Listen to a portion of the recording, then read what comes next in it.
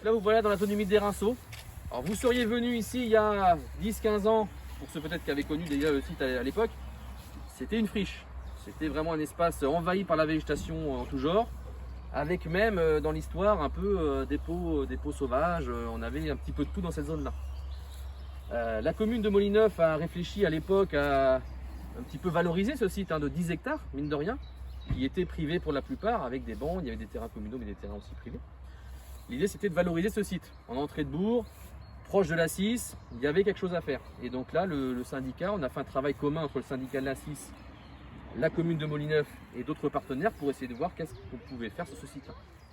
Et c'est que là, il y a 10 ans, on a commencé à réfléchir ensemble pour trouver un aboutissement. Et l'idée, c'était de réouvrir cette zone, puisque sous cette friche, sous ces peupliers, on voyait bien et très clairement une zone humide en pleine puissance, avec vraiment des espèces typiques de zone humide, de la faune et de la flore atypiques.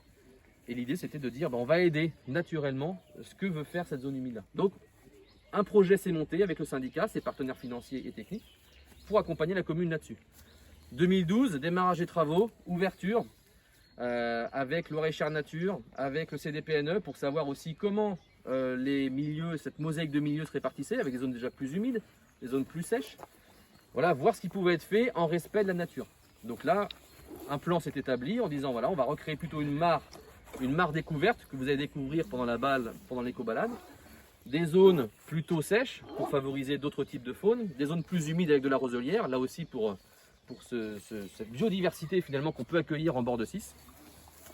Et donc les travaux ont commencé en 2012 par la restauration et l'ouverture de ce milieu-là. En 2013, deuxième phase, c'était de permettre au public de découvrir cette zone humide. Cette zone humide, pour nous, pour le syndicat de l'A6, c'est une maquette grandeur nature.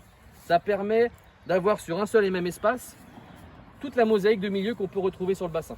Et c'est là l'intérêt, c'est que grâce au sentier, au platelage, vous pouvez venir découvrir, en ayant les pieds plus ou moins au sec, tous ces milieux-là en une seule visite.